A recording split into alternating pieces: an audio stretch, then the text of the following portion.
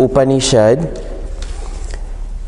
comes from Atharvana Veda, and this Upanishad is the final authority of the development of the thought process of Advaita Sampradaya.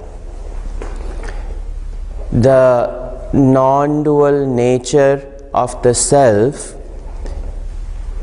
in very certain equivocal words, terms, language, even though that which is beyond language is uttered over here in mere 12 mantras. And on the 12 mantras, the great Grand Guru of Adi Shankaracharya ji, Sri Gaudapadacharya ji, who hailed from the Gauda Pradesh, Bengal, he has written Karikas, a shloka form understanding of this entire Upanishad. And the study of Mandukya Upanishad with Gaudapadacharya ji's Karika is very important in the understanding of Advaita Vedanta. Before we come to Advaita Vedanta, we have to look at what the Ved Purva Bhag has talked about up to now. This is Veda Anta, it is the final end of Vedanta, and nothing exists after the development of this thought process and abidance in it. This is the final resting place of the jiva in its contemplation. But before we see that, I want to give a little overview of Vedas. 99.9%, if you can say, of the Vedas deal with Karma Kand. But what is this Karma Kand? If that understanding is there, we will be able to appreciate the thought of Vedanta, the final authority of Vedanta. I started out by saying that Veda are Shruti. Shruti is something which is heard, that which is revealed. This is revelations. The Indian philosophy, the body of work, the four Vedas are in its entirety revelations. And these revelations are in two sections. One is the end portion and one is the previous portion, Veda Purva Bhag and Veda Anta Bhag. We will be discussing Veda Anta Bhag. This Upanishad itself is that, but in the Veda Purva Bhag, we will see that this Veda Purva Bhag discusses three main things. The three main things discussed are the Sadhyatrayam, Sadhanatrayam and Doshatrayam. The Sadhyatrayam are the three goals of life are discussed. Sadhanatrayam are the three practices in general, three practices which can be followed to attain the goal of human life. And Doshatrayam, the three types of defects that are littered in the Vedas, the Veda Purva Bhag, the 3 defects, dosha, are also discussed. And when we have this understanding, we will appreciate Vedas. The Sadhyatrayam, the 3 goals, the first one is self-improvement.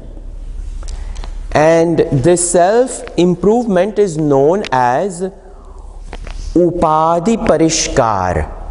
And what upadhis do we have? We have the upadhi of body, mind, and intellect.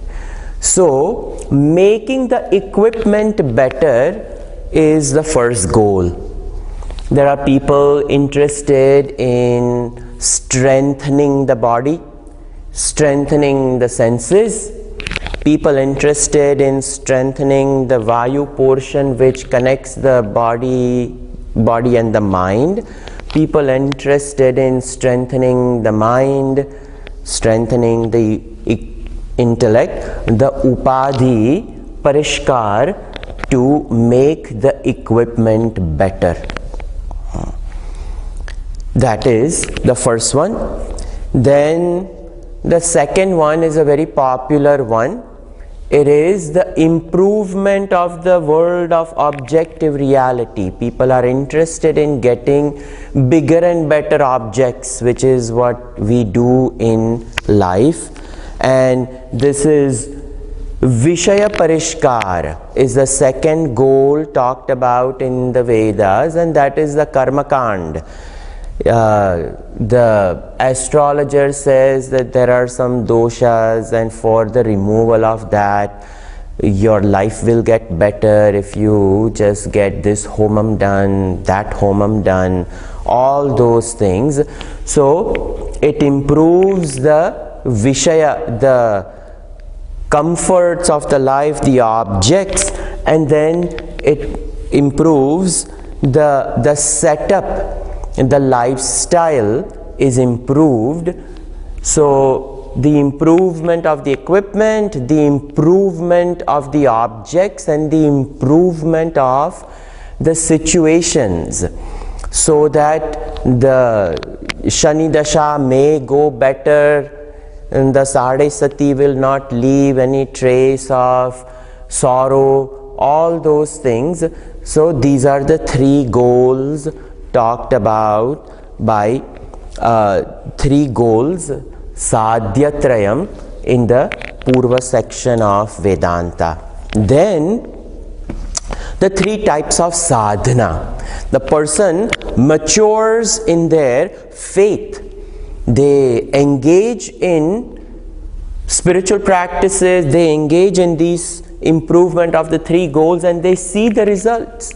They see that the equipment gets better. They see that Ganesh ji does bless them. So the efficacy of the homam is seen. Setups improve by doing all the pariharas, the removal of doshas. When all those things are done, the setup in the life improves. So the equipment improves, the objects improve, the situations improve, and this builds upon the faith of the sadhak. Once the sadhak sees the efficacy of the karma, that karma can directly, action can directly result in the betterment of these things, now the spiritual aspirant is more likely to pick up on additional spiritual practices talked about in the Vedas and engages in some spiritual practices, sadhana. So the next portion is now the 3 types of sadhana. What are those? Kayika sadhana, Vachika sadhana, and Manasika sadhana. These are the 3 practices talked about in the Veda Purva Bhag. Kayika sadhana, the sadhanas born out of that physical body And the sadhanas, the spiritual practices born out of the body, are none other than the rituals prescribed by the Vedas.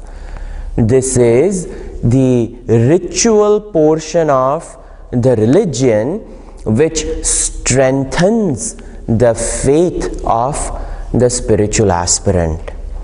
The kayika sadhana are the sadhanas that the person engages in. The Shodashopachara puja, one graduates from inviting the priest at the home to do a ritual. The priest presides over a complicated ritual, and time and again when that ritual is done and the intimacy, the relationship is established with the Pandit, the person is more inclined to learn from the Pandit, and the Pandit teaches, well, here is a little Shivalinga, you can do your own personal puja and improve your life.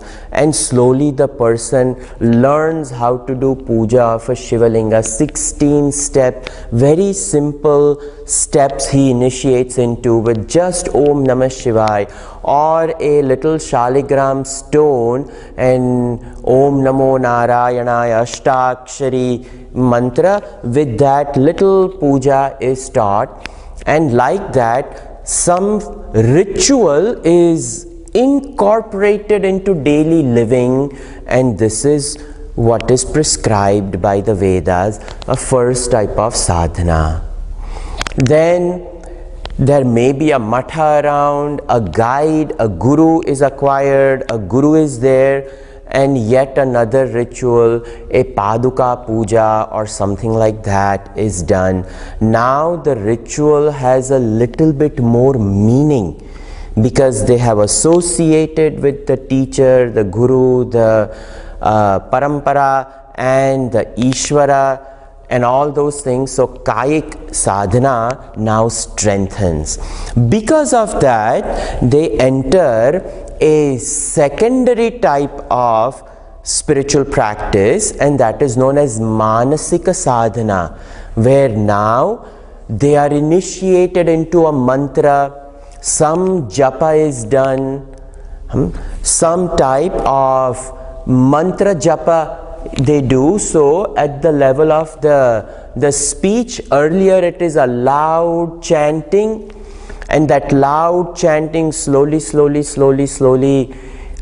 comes within, and that vachik slowly turns into manasik. So the vachik sadhana, some mantra japa, parayanam, chanting of the 1,000 names of Mahavishnu, Vishnu Sahasranam, and then they are led into the parayanam of Gita. Bhagavad Gita is chanted on Ekadashi days or Gita Jayanti day, and this type of a spiritual ritual of chanting something loudly, parayanam, then becomes personal. Hey, I am chanting this Gita, but what is Gita? So once in a while a Gita class will be attended. Somebody would have arrived to give a talk on Bhagavatam or Ramayana, and they are interested in knowing Sundarkand. I do the Parayanam of it, but what does Sundarkand really say? So they develop some type of intimate relationship with the Shastra, with the scripture. So the Kayika sadhana is there, Vachika sadhana is there, body engages in some puja, mind engages in the loud chanting of the shlokas, of the mantras, then silent chanting, the internal manasik sadhana takes on. So these are the three types of sadhanas that a person has acquired before they actually come to Vedanta. This is all the integration of the Vedas that the person has to graduate from before arriving. Now there are three types of defects, the dosha traya. So what are the defects of these goals, and what are the defects of the practices that they are engaging in? There is a manufacturer's defect with which the revelations have been brought about, because the revelations have to progress and further themselves. So to further themselves, the previous has to be negated. So how is the negation of the previous done? The Shruti very beautifully points out that there is nothing wrong with the scriptures. It is just that in the evolution and the progression of a human being, the previous has to be given up. Just like we cannot stay in kindergarten for all our life. Once the 1, 2, 3 and ABCs are mastered, one has to move out of kindergarten. So only when one reaches 4th, 5th, 6th, 7th, 8th, 9th up to 12th grade, they look at kindergarten and they laugh. But when they were 5-year-old, kindergarten is very much important. So we cannot disregard kindergarten at the age of 5. At the age of 5, it is very essential. But when somebody is 18, graduating from high school, yes, it looks very inferior. In the same way, the dosha of the Vedas, the dosha traya, is from a higher standpoint. So please don't criticize Vedas. There is nothing wrong with the Shastra. The dosha, the defects indicated, are from a higher standpoint. That is all. So from a higher standpoint, what is the first defect of the goals and the means? The first defect is that the equipment and the objects, they are intrinsically mixed up with sorrow. Dosha mishritva. The equipment which strives for perfection, the objective world of objects which we strive to acquire in our life, the Vishaya Parishkara, the objects which we are trying to acquire, these objects are riddled with sorrow. There is pain associated with the acquisition of objects and pain associated with the maintenance of objects. We may work very hard to acquire education. A student spends good amount of 4 years in the university. After that, couple years of masters. After that, another several years of PhD. Gets a degree. The acquisition of degree was difficult. Hard life they had to go through. So dukkha was there, sorrow was there. Now another sorrow has arisen. I have to look for a job. Then I get a job. Now another sorrow is there. I have to maintain that job. Then there is another sorrow. I have to rise in that job and keep up with the changes in the technology to keep my skills ever fresh.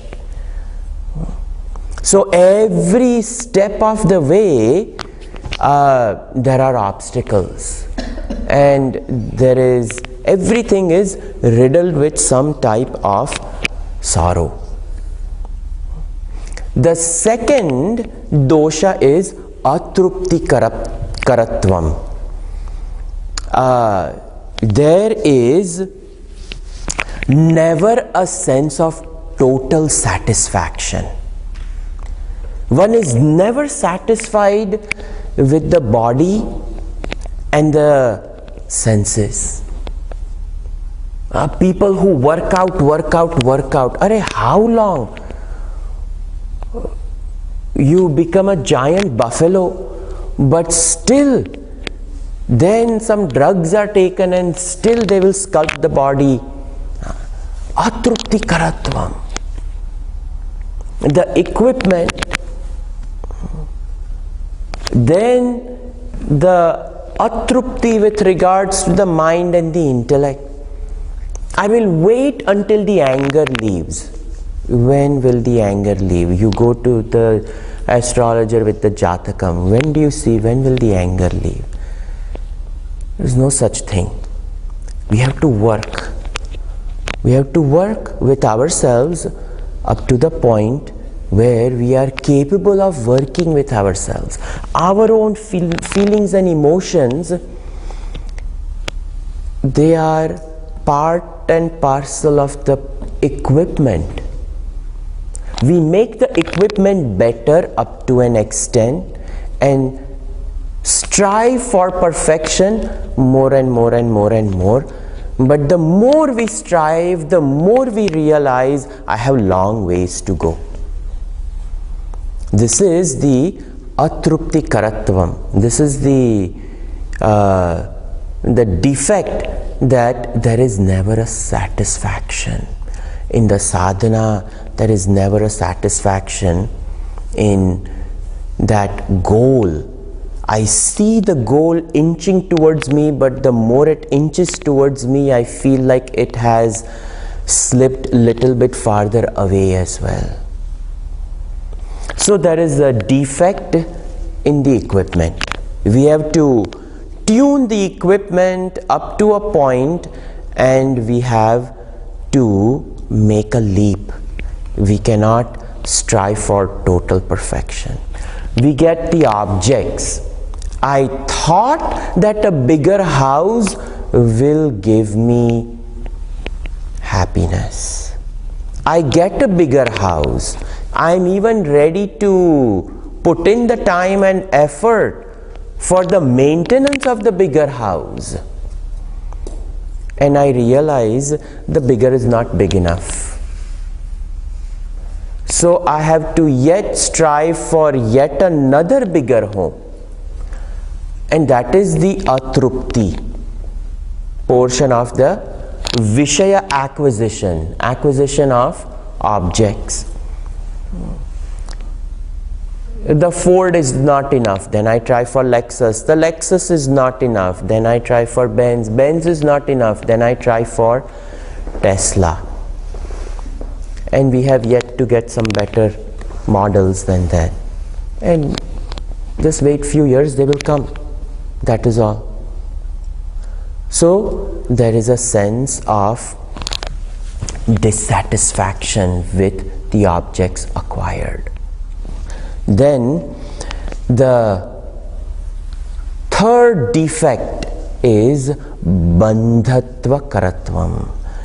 There is a sense of bondage born out of the equipment, the objects, and the object which was so alluring, which I went after, went through some pains to acquire it, only to realize it was a trap. It turned out to be a bondage. And thus, is it not that people who acquire big homes and everything, one fine day they say, you know what, we have to downsize. That downsizing is this bandhak karatvam, that we are in a bondage, we don't need this home.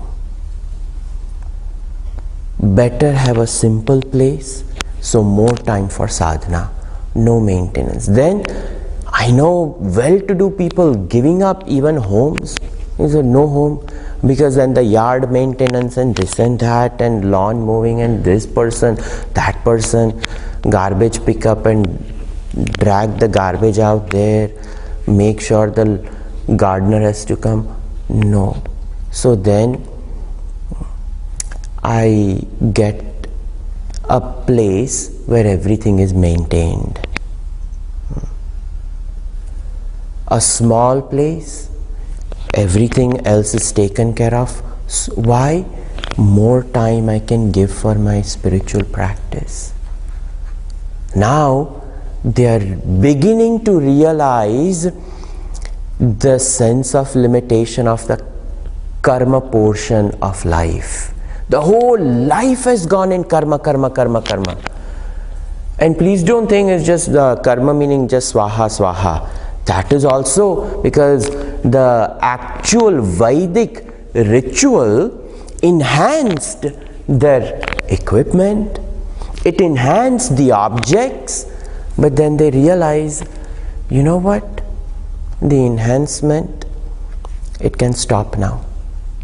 In fact, I can even live without few of those things. This is called maturity of a soul, when they realize that they can still live a decent life even with very few objects. That is the understanding of bandha karatvam.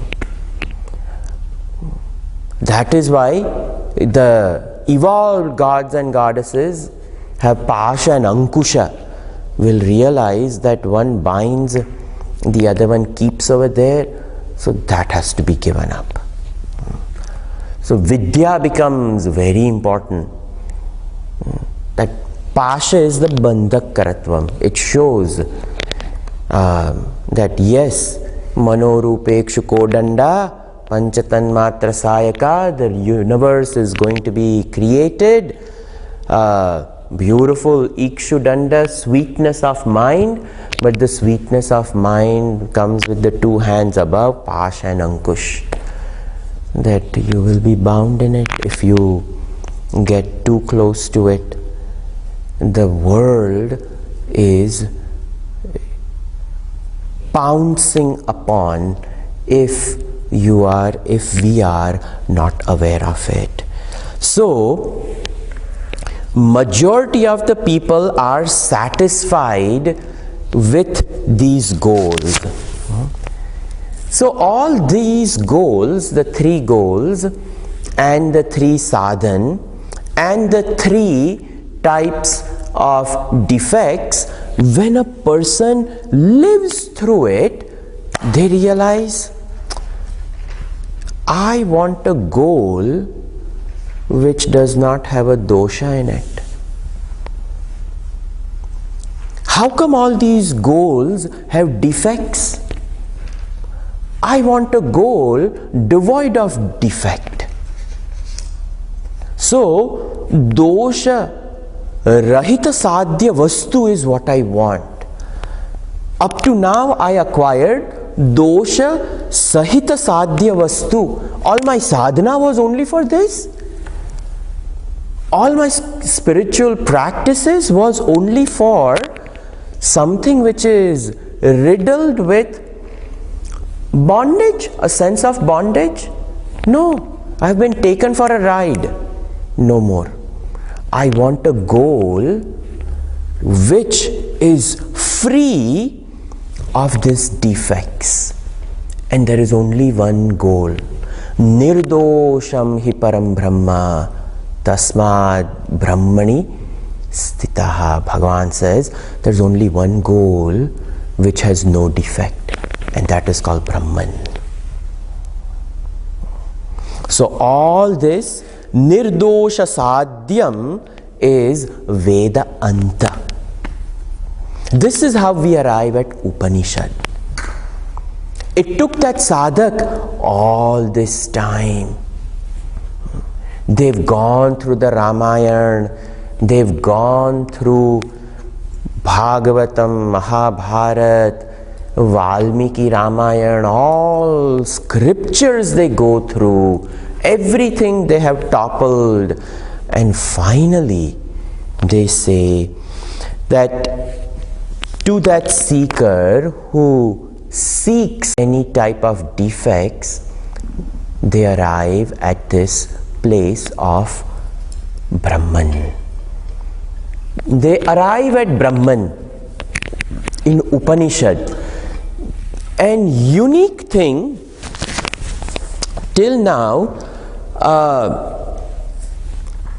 they have been trained to look outside, acquire,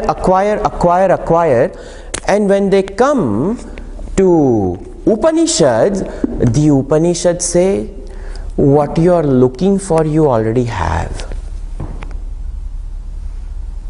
Is a unique thing that what you have been looking for, this goal, Brahman, which you are looking for, which is devoid of defects, you already have it. You need not look for it. Arey?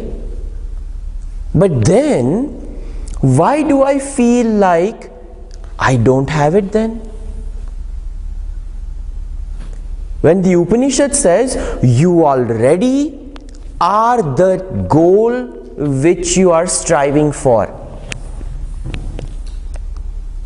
But then the student who sits in front of the teacher says, no, I don't have it. And the teacher says, you are that. So now the experience is, up to now, my experience is that I am dosha sahita jivaha, that I am a jiva with all types of defects. And the Upanishad tells the opposite. You are Nirmal Brahman. You are not who you think you are. The Vedas now declare, Veda Anta, that you are Nitya Shuddha Buddha Mukta Swarupa Brahman. You are eternally divine, pure, ever liberated, Nitya Mukta. But the experience is I am Baddha. I acquired this, I acquired everything, and that create bondage. But the Vedas say you are already liberated. The experience of the embodied soul is limitations.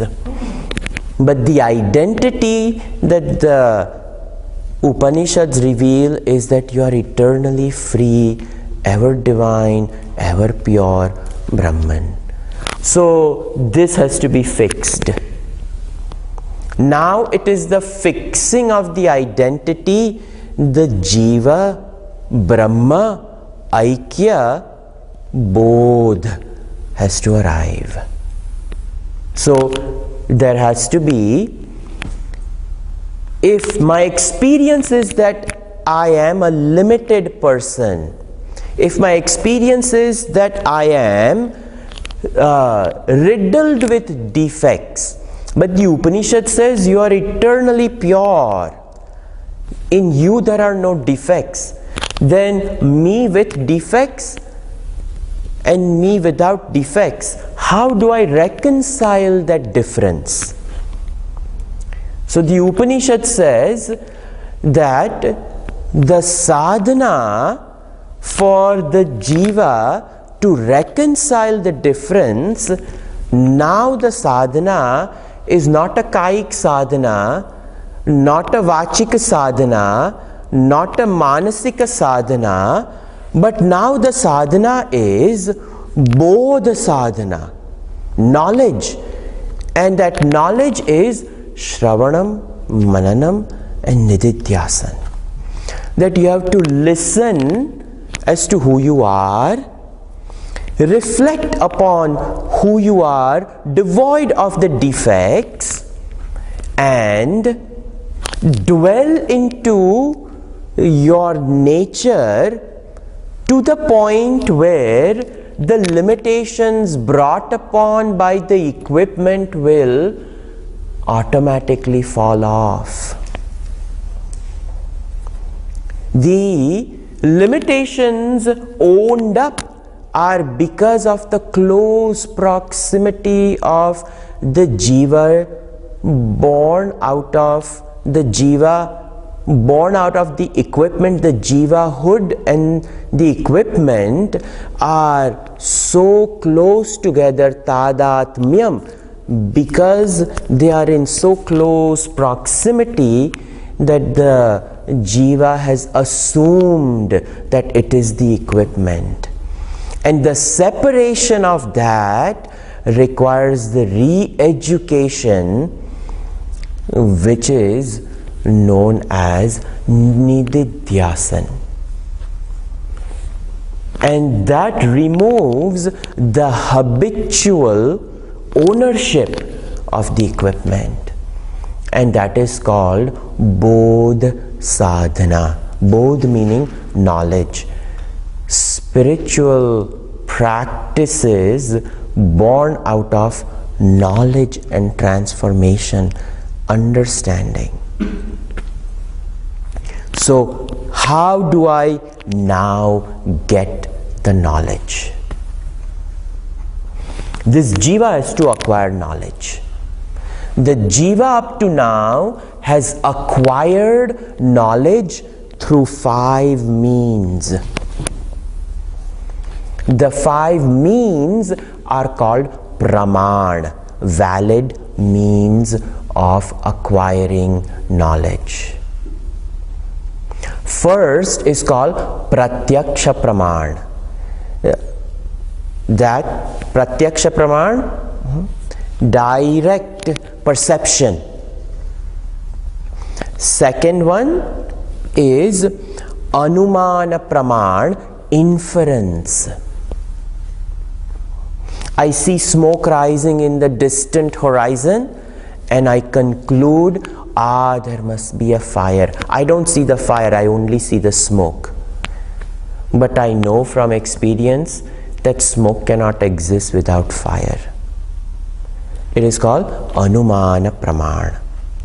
Then comes upamana praman, and this is not the eating food upama, this is the comparison.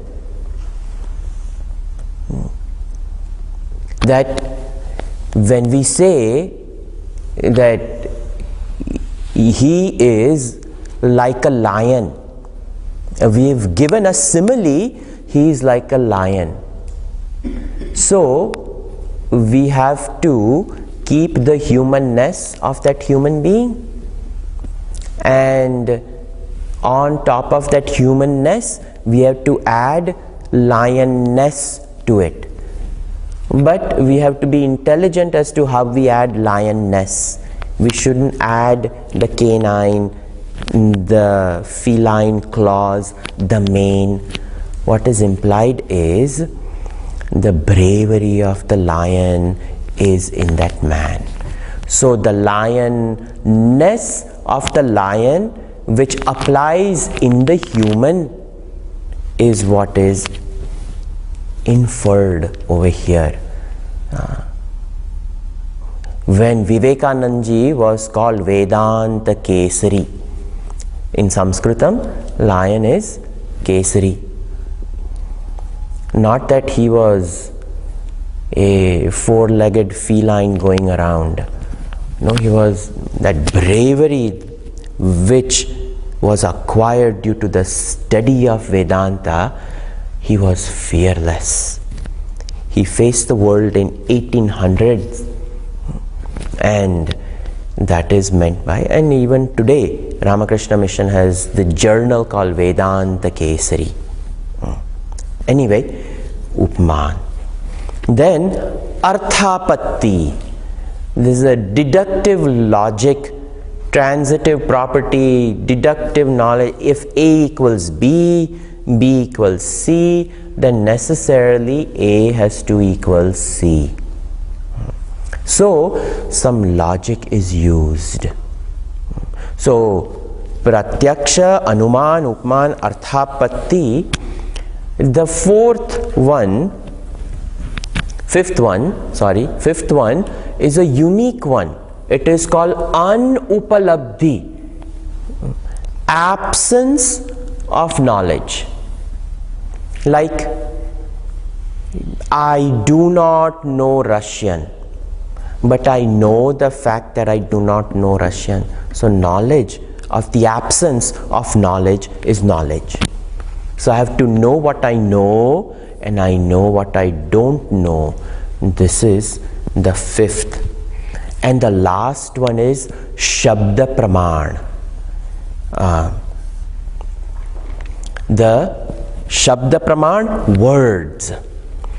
Now, the jiva which has used these 6 valid means to acquire knowledge, out of these 6, 5 are for the external possession, for the external world, for the objective reality. But then the Upanishad came and said that you are already perfect Brahman, you already are that. So I do not have to acquire any object. So the 5 of them become invalid, because there is no acquisition. The jiva doesn't have to acquire something known as Brahman, which arrives on the 25th of December nicely wrapped up with a bow tie. Nothing like that. So Brahman, the Upanishad says, you are that. So there is no acquiring. So the first 5 are invalidated. There is no objective acquisitioning over here. There is subjective understanding. So for this, only the last one, Shabda, becomes the Praman, words. And that Shabda Praman is for Antarmukha Darshan. The other 5 are for Bahirmukha Prapancha Darshan. The 5 are for the external world of the elemental created element world. The Shabda, words, are for revelation of the inner world devoid of the elemental reality. So these words, the words have to be proper. Can it be any word then? Now we have to analyze what is Shabda Praman. See, this is very important, because we have to buy what this thing is saying. There are 287 Karikas and Shankaracharyaji's Bhashya. And this Upanishad is analysis of words to its most pristine understanding. That's why I'm giving all this background. The Shabda Praman is very important. What is the Shabda? This Shabda is whose word? Because he can say it, he can say it, he can say it, he can say it. Everybody can use their words to create a body of work. And we can say this Praman is there, this Praman is there, this Praman is there. So whose words are we going to consider to be the final authority? See, this is very important. This is where faith becomes solidified. If I believe a teacher's word, but 10 years down the road, if that teacher commits a blunder on national television, they are caught doing something,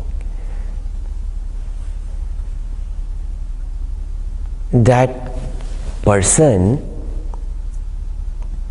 who use words to get people followed, trusted,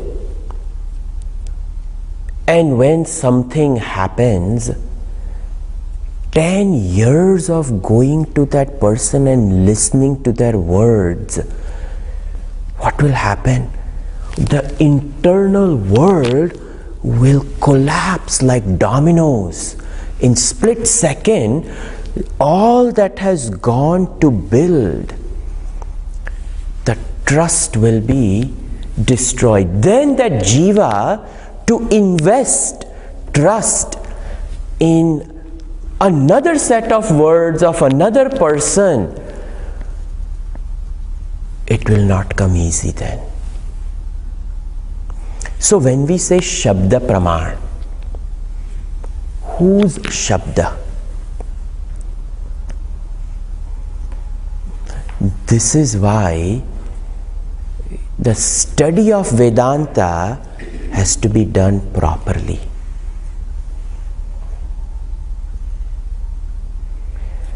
Another name of Veda, I said Shruti is there. That Shruti, revelations which was heard. Those same Vedas are now called Agama. Agama. And it is known as Agama Shabda Praman. Why Agama Shabda Praman? The Shruti, the scriptures, are revelations. The revelations happen to whom? So we say the revelation happened to the Rishi. What kind of Rishi? The Rishi who had lost their individuality because they perfected the equipment so much so that the equipment transcended itself, and the equipment no longer had original individual ownership, but the equipment itself merged into the higher, where the higher revealed. And to such a Rishi, this revelation came, and that Rishi said, oh, this already was. I didn't create it. So that same manifested through a Rishi, and thus that which manifested is called Apaurusheya. It has no authorship. The Rishi became a tool through which it manifested. For example, Vishwamitra is not a creator of Gayatri Mantra, but Vishwamitra ji, with all his run-ins with different rishis and Vashishta Maharshi ji and all those things, finally when he reached the state of Brahmarshi, Gayatri Mantra revealed. So Vishwamitra didn't sit and compose Gayatri. Gayatri arrived. Gayatri Mantra arrived. And because it arrived, it is called Apaurusheya. It was not a composition, it was a revelation. Now this revelation, that Rishi wanted to pass it down to his student, but his student may or may not have realized. But it had to be passed on. So that same Veda, Apaurushaya Veda, now when it is passed on, it becomes Agama. Guru Shishya Parampara Margena Gamayati iti Agama. That which has arrived through systematic teacher-taught relationship is what has arrived. And that which has arrived so perfectly in the lineage and preserved through the verification of acharyas who have verified and tested it, that is called agama, and that becomes a praman. So it is not the words of one person, but it is a words of a lineage of masters who have verified it. Then that word becomes worthy of being followed. That is called praman. If one person invents it and says, I have invented a mantra for you, I have come up with this teaching, it's a very dangerous path to follow. Great is at stake. What is at stake? My Shraddha, my bhakti, my time that I'm investing, all can come crashing down if the words do not arrive from a proper source. This is very important. If the path is not tested, if the words are not tested, if the words not only they have to be apaurushaya, not only they have to be shruti revealed, but they have to be agama. And I just mentioned what is agama. It is verified through a lineage of teachers who have tested it, verified it, authenticated the word, and they say, yes, what my teacher said is correct. What my teacher's teacher said is correct. What my teacher's teacher's teacher's teacher said is correct. What my teacher's teacher's teacher's teacher's teachers said is correct. It withstands the test of time. Not that as the times are improving and the equipments are changing and the objects are changing, the goal changes with this. No, Brahman ever remains as Brahman. The way of knowing Brahman is authenticated, verified, testified through a lineage of teachers, and that is why it is said that these words are powerful, and only those words are considered to be proper. How are those words to be acquired? I already mentioned through Shravanam, Mananam and Nididhyasan.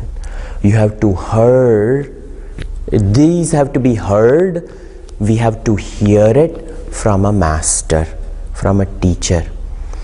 A teacher who is part of a sampradaya. That's why when you see Shankaracharya ji, he's always with the disciples. The disciples are the ones who carry the tradition, and it has been verified. So I hear from a teacher who acquired by hearing. The teacher cannot say, it came to me.